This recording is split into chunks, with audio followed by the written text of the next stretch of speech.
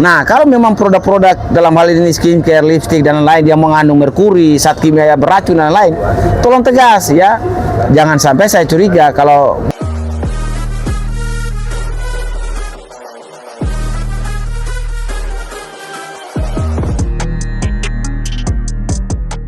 Bang, melihat huru-hara saat ini skincare, dunia skincare yang semakin ramai banget dibahas sama ini, gimana Bang?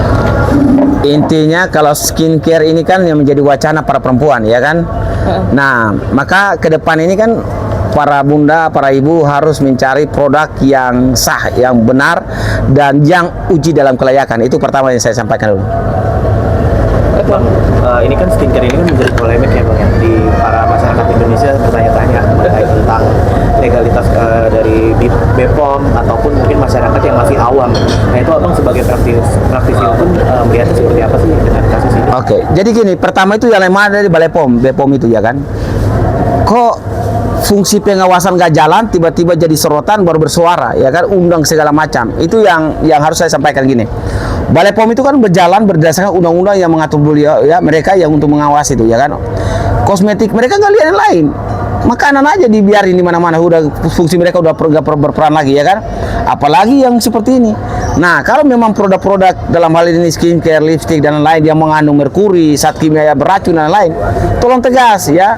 Jangan sampai saya curiga kalau Balai POM ini sudah tidak lagi ya menjalankan fungsinya, itu aja. Tapi Bang, masyarakat awam ini kan ataupun yang ditakutin mafia skincare itu kan semakin banyak ya, apalagi yang tidak diketahui dan semakin merebak. Itu seperti apa sih Bang harusnya ditangani hukum? Jadi gini, solusinya bilang ya, kalau saya pesan moral buat itu si kepala Balai POM, kau umumkan secara transparansi ke publik semua daftar, logo, label dan PT mana yang punya skincare yang terdaftar di situ. Jangan terlalu seperti kerja mafia di situ, ya kan? Harus transparansi. Negara ini mewajibkan transparansi khusus dalam pelaksanaan undang-undang dan lain-lain. Kerjalah, umumkan secara detail daftar ya berapa ratus ya atau berapa banyak skincare yang betul-betul sudah uji kelayakan.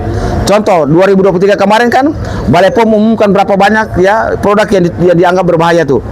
Kenapa di kali ini tidak diumumkan? Kan mereka ganti label. Ini kan saya mau pesan ini.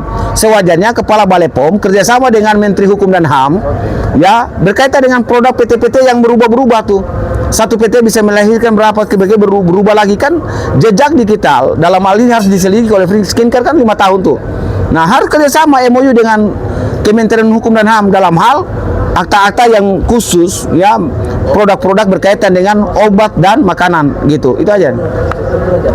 Tapi ini perkara antara Doktif dengan pengusaha SS itu kan Rizal Saubian itu tak kunjung selesai nih Bang. Nah, tapi maksudnya Doktif itu udah sesuai belum sih dia mereview skincare, apakah dia menjatuhkan ataupun memang kalau soal Doktif sudah sesuai, saya pastikan Doktif juga mengikuti amanat undang-undang, menyampaikan secara transparansi ya produk-produk yang berisiko.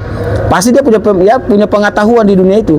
Kalau Doktif punya pengetahuan, siapapun ini harus dicerahkan.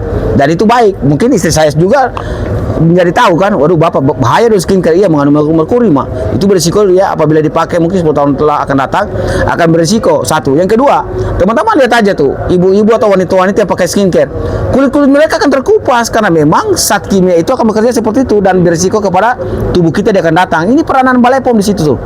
Nah, soal konflik antara dua tersebut saya tidak mau berbagi ya.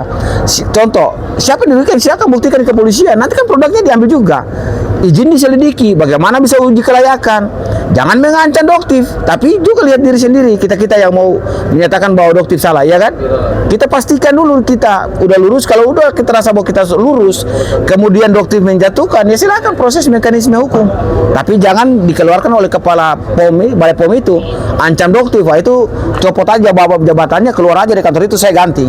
Itu aja. Dan juga Bang, setelah viralnya kasus ini pun juga di beberapa daerah sebut Sulawesi Selatan itu sudah ada penetapan 3 tersangka pengusaha skincare, yang dimana mafia skincare itu yang bahannya itu merkuri gitu. Iya kan, saya apresiasi. Saya gini ya, dampak daripada Doktif adalah banyak pengusaha skincare ketakutan ya. Saya mau kasih tahu bocoran kecil nih, ini bocoran. Mereka membeli produknya di Singapura atau negara luar dalam bentuk 1 kilo. Mereka datang di Indonesia, belah-belah menjadi untung banyak. Dan ini dianggap biasa di Indonesia ini, ya kan? Yang nggak biasa. Contoh lain lagi, produknya ini labelnya diganti Indonesia, tapi dia nggak biasa Indonesia. Negara kita ini kan apa yang tidak bisa dibikin negara ini? Mobil palsu, surat palsu mobil ilegal dari Batam aja sampai ke Indonesia. Mobil yang besar itu aja, ya kan? Apalagi yang seperti itu. Jadi intinya apapun itu teman-teman, kasus ini harus Balai POM itu bijak, bukan kembali membatasi setiap masyarakat Indonesia dan bersuara. Itu aja rahasianya. Ada pesan nggak sih Bang untuk masyarakat yang belum tahu mengenai itu? Ya pesan saya ke masyarakat pasti sama. Tolong kalau beli skincare, cari produk yang benar-benar terdaftar. Kemudian izinnya itu betul-betul layak uji, lolos layak uji oleh pemerintah. Salah satunya Balai POM, ya kan? Yang ketiga adalah memiliki sertifikasi dan juga Anda uji secara kesehatan, mungkin pakai alat yang untuk pastikan. Jangan beli ya, mungkin cari dokter yang punya keahlian, uji juga itu hasil belinya, karena ini akan mempengaruhi Anda, dia akan datang. Intinya banyak hal ini produk kesehatan itu mengandung merkuri dan zat kimia lain yang berbahaya. Itu aja. Bang, terakhir Bang, perlu nggak sebenarnya Bang, bukan hanya BPOM yang di sini berperan, perlu nggak juga dari kayak Kementerian Perdagangan juga? Semua harus berperan. Jadi gini, Balai POM harus berperan, Kementerian Kesehatan harus berperan, Kementerian Hukum dan HAM juga berperan, ya, jaksa kepolisian berperan. MOU itu harus ada. Karena jangan anggap biasa hari ini. Kerjasama bila perlu 3 menteri atau 4 menteri, 5 menteri ditambah yang Balai POM itu penting.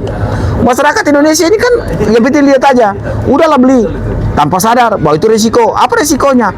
Merusak kesehatan wanita itu, kemudian tanpa sadar, contoh dia makan ya, atau dia kasih makan anaknya akan mendapat paru-paru atau kanker. Kan saya berbagi, Menteri Kesehatan harus kontrol dampak angka naiknya kesehatan paru-paru yang begitu meningkat di Indonesia itu dari mana? Iya kan? Gak pernah ada yang cek datanya itu. Makanya di hari ini kita berada pada posisi yang transparansi, sehingga para pihak yang punya kewenangan harus jeli dan masyarakat juga harus cerdas. Jangan sampai negara kita diisi oleh orang-orang yang tidak kompeten, baru masyarakat juga dibodohi. Cerdaslah masyarakat, itu aja rahasianya. Kakak sebagai skincare atau makeup Skincare dalam. hal-hal seperti ini dapat tanggapan? Iya baik, saya khusus ya, pribadi saya nggak terlalu banyak menggunakan skincare Ya. karena banyak pengalaman-pengalaman yang terjadi yang kita lihat, ya kan.